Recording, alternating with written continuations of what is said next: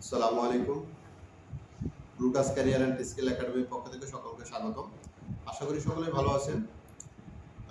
সদ্য হচ্ছে 18তম শিক্ষক নিবন্ধন প্রিলিমিনারি পরীক্ষার ফলাফল প্রকাশিত হয়েছে। যারা প্রিলিমিনারি পরীক্ষা উত্তীর্ণ হয়েছেন সকলকে অভিনন্দন এবং স্বাগতম। তো 18তম শিক্ষক নিবন্ধন প্রিলিমিনারি পরীক্ষায় আবেদন করেছিল 18,65,719 জন। আমি একটু সামারিটা বলবো। প্রিলিমিনারিতে আবেদন করলো 18,65,719 জন, কিন্তু পরীক্ষায় অংশগ্রহণ করে 13,40,833 জন। সেখানে স্কুল পর্যায়ে স্কুল 2-এ এখানে কোয়ালিফাই 29,516 জন, এবং স্কুল পর্যায়ে এখানে প্রিলি কোয়ালিফাই 2,21,652 জন।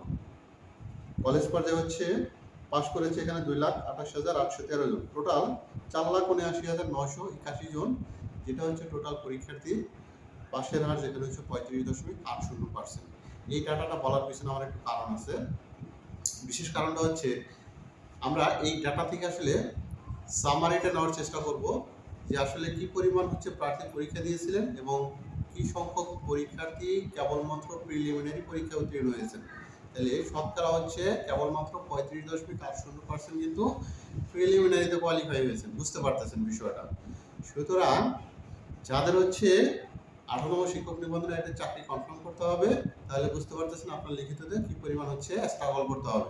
আমি আজকে খুবই একটা গুরুত্বপূর্ণ একটা বিষয় নিয়ে আলোচনা করব। বিষয়টা যে 18তম নিবন্ধনে রিটেনে কত নাম্বার পেলে নিশ্চিত চাকরি আশা করা যায়। এইটা আজকে আমার মূলত আলোচনার মূল বিষয়, যে কত নাম্বার পেলে লিখিততে। অনেকেই আমাকে বিভিন্নভাবে ইনবক্স করেছেন, জানতে চেয়েছেন, ফোনের মাধ্যমে জানতে চেয়েছেন, মেসেঞ্জারে জানতে চেয়েছেন যে রিটেনে কত পেলে নিশ্চিত করে একটা চাকরি আশা করা যায়। আমি আজকে এই বিষয়টা বিশেষ করে ধারণা দেবো নতুন যারা আছেন, 18তম নিবন্ধন, যাদের প্রথম পরীক্ষা, যাদের লিখিত বিষয়ে খুব একটা স্বচ্ছ ধারণা নেই, তাদের উদ্দেশ্য আজকে আমার ভিডিওটা। ইভেন যারা বিগত নিবন্ধনগুলো দিয়েছেন তাদের বিশেষ কাজে লাগতে পারে। আপনারা ভিডিওটা চাইলে দেখতে পারেন। আপনারা ভিডিওটি না টেনে সম্পূর্ণ দেখবেন। আশা করি এখান থেকে গুরুত্বপূর্ণ কিছু তথ্য পেয়ে যাবেন।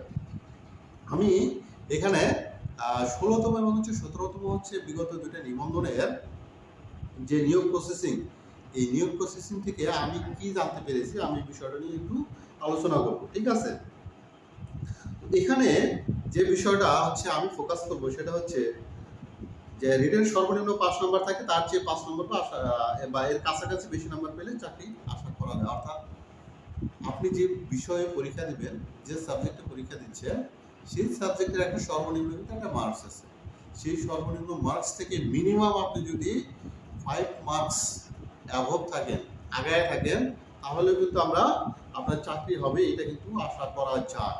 ধরুন আমি যদি এক্সাম্পল দিয়ে বিষয়টা বোঝানোর চেষ্টা করি, যে সেই কথার কথা যে 18তম আপনার বিষয়ে রিটেনের সর্বনিম্ন যদি 5 মার্ক আমি ধরি 55, যে আপনি যে বিষয়ে রিটেন পরীক্ষা দিচ্ছেন সেই বিষয়ে সর্বনিম্ন মার্ক যে পেয়েছে তার মার্ক আমরা যদি ধরি 55 মার্কস, সেখানে যারা 60 পাবে, তাদের কিন্তু চাকরি হবে, এটা কিন্তু আমরা আশা করতে পারি। তার মানে আমি যে কথাটা বলছিলাম যে সর্বনিম্ন মার্কস থেকে আপনার যদি অ্যাবভ 5 মার্কস থাকে, তাহলে কিন্তু কি আপনি চাকরিটা অবশ্যই আশা করতে পারেন। ঠিক আছে? যারা দেখা গেল 58 বা 59 পাবে, তারাও কিন্তু চাকরিটা অবশ্যই পাওয়ার পসিবিলিটি কিন্তু অনেক বেশি, তাদেরও কিন্তু নিশ্চিত চাকরি হয়ে যাবে, এটা কিন্তু বলা যায়। এছাড়াও 57, 56 পাবে, তাদের চাকরি হওয়ার সম্ভাবনা কিন্তু কি আস্তে আস্তে কিন্তু কমে যাবে। কিন্তু যারা 55 পাবে, আমরা যেটা বলছিলাম কি 55 যদি সর্বনিম্ন মার্কস হয়, তা আপনি যদি 55 মার্কসের মধ্যে থেকে থাকেন, তাহলে কিন্তু বলা যায় আপনার চাকরি হওয়ার সম্ভাবনা নাই বললেই কিন্তু চলে। তাহলে এই নিবন্ধনে কিন্তু এখন প্রতিযোগিতার সংখ্যা কিন্তু অনেক বেশি, এখানে আপনাকে কিন্তু প্রচুর পরিমাণ ফাইট করতে হবে। আচ্ছা, তবে এখানে আরেকটা বিষয় আপনাকে মাথায় রাখতে হবে। আপনি যদি ভালো কোনো একটা মানের প্রতিষ্ঠান চান, বা আপনার কাঙ্ক্ষিত একটা প্রতিষ্ঠানে যদি চাকরিটা পেতে চান, তাহলে কিন্তু আপনাকে ওই সর্বনিম্ন 55 মার্কসের আশেপাশে কিন্তু থাকা যাবে না, বা 60 পেলেও আপনি কিন্তু আপনার কাঙ্ক্ষিত বা আপনার কি একেবারে জেলা শহর বা খুবই রেনাউন্ডেড প্রতিষ্ঠান আপনি পাবেন না। সুতরাং আপনাকে আপনার কাঙ্ক্ষিত প্রতিষ্ঠানে চাকরি পেতে হলে তাহলে রিটেন কত মার্কস লাগে। এই ক্ষেত্রে আপনার যে বিষয়টা এনশিওর করতে হবে সেটা হচ্ছে আপনার যদি পঠিত বিষয়ের যে প্রতিযোগী আছে তাদের সর্বনিম্ন মার্কস 55 যদি আমরা ধরে নিই, তাহলে সেখানে আপনাকে অবশ্যই 70 থেকে 75 মার্ক কিন্তু আপনাকে নিশ্চিত করতে হবে।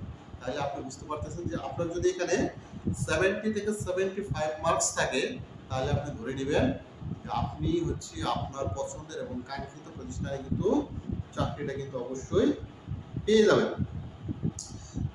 তবে আমরা যেটা বলতেছি যে আপনি যদি একটা চাকরি প্রয়োজন হয় বা আপনার হচ্ছে একটা নিশ্চিত চাকরির কথা যদি আমরা হচ্ছে বলি, তাহলে হচ্ছে সর্বনিম্ন মার্কস থেকে অবশ্যই আপনাকে কিন্তু কি কমপক্ষে 5টা মার্কস কিন্তু এগিয়ে থাকতে হবে, ঠিক আছে? অথবা যদি হচ্ছে আমরা কোনো একটা বিষয়ের সর্বনিম্ন মার্কস যদি 50ও ধরি, তাহলে 55 পেলেও কিন্তু সেক্ষেত্রে কিন্তু আপনার কি হয়ে যাচ্ছে, চাকরিটা হয়ে যাচ্ছে। তাহলে সর্বনিম্ন 5 নম্বর, 55 হলে 60 পেলে নিশ্চিত চাকরি আশা করা যায়।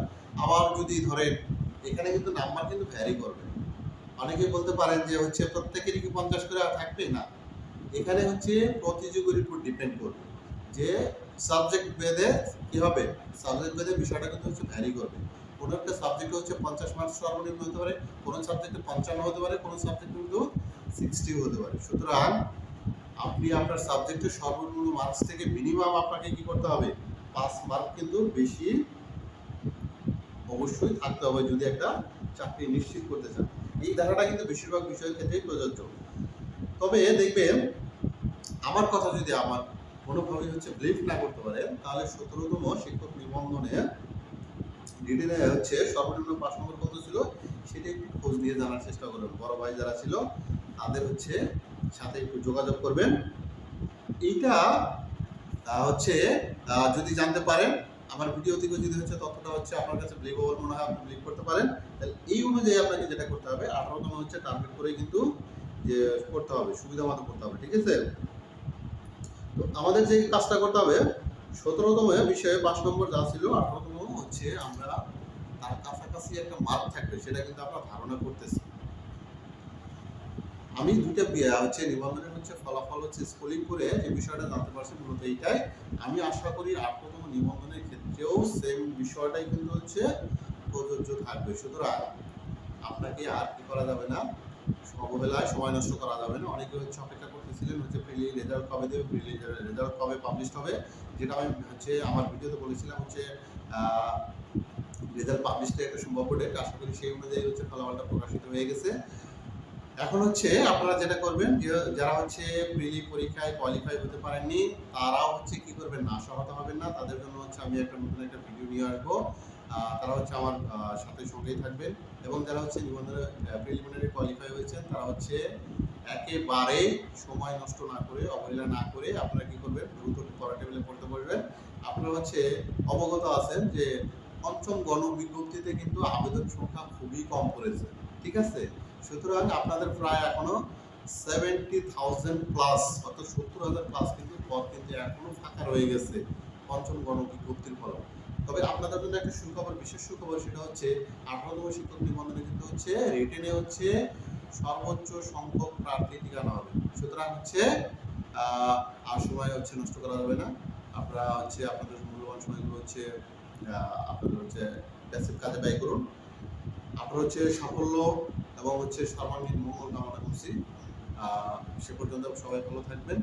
আমরা আপনাদের পাশে আছি। যে কোনো হচ্ছে প্রয়োজনে আপনারা আমাদের নক করবেন। আমরা হচ্ছে সেই বিষয়ে বিস্তারিত আলোচনা